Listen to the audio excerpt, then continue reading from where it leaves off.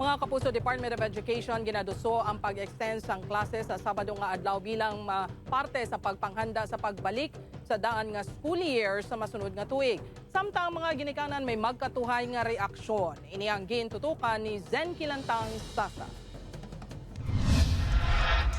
Ginalantaw sang Department of Education nga magpatigayon sang klase sa pila ka Sabado agud malagas ang nagakaigo nga number of school days sa masunod nga school year bilang preparasyon sa pagbalik na sa daan nga schedule sang klase. Nahibaluan plano nga magaumpisa ang school year 2024 to 2025 sa July 29 kag magatakop sa March 29.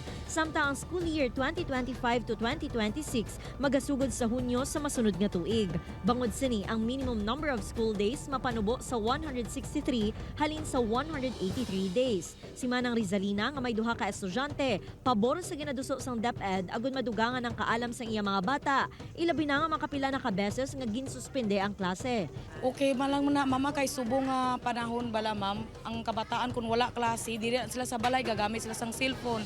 Daw ang ila sulod sa ulo, TikTok na lang permi, kaglantaw na lang sang ano-ano dyan. Nami man gani na may klase para may damo pag sila may matunaan bala. Apang kun may nagapabor, ang iban nga iloy nagapamatok bangod na tuon sa Sabado ang ila pahuway kag pagpanghimos sa balay. Dugang pagidaton gulastuhan mga balon nila. Natigamo ka, ang skon baga ang Sabado daw rest mo na natani mo. Kaya siyempre 2 days man lang ang pahuway sang maestra kung sige-sige klase. Kag sa mga parents man Pero kung idugang pagid nila ang Sabado, do ka ano naman gid. Do ka hasot. Ang mano grade 8 nga si Ash nagakabalaka bangod badugangan ang gastos ng ila ginikanan. 50 pesos ang balon sini kada adlaw. Gani sa tion nga ma-extend pang ila klase, sigurado dugang nga palasanon ini. Para na save sa may balon.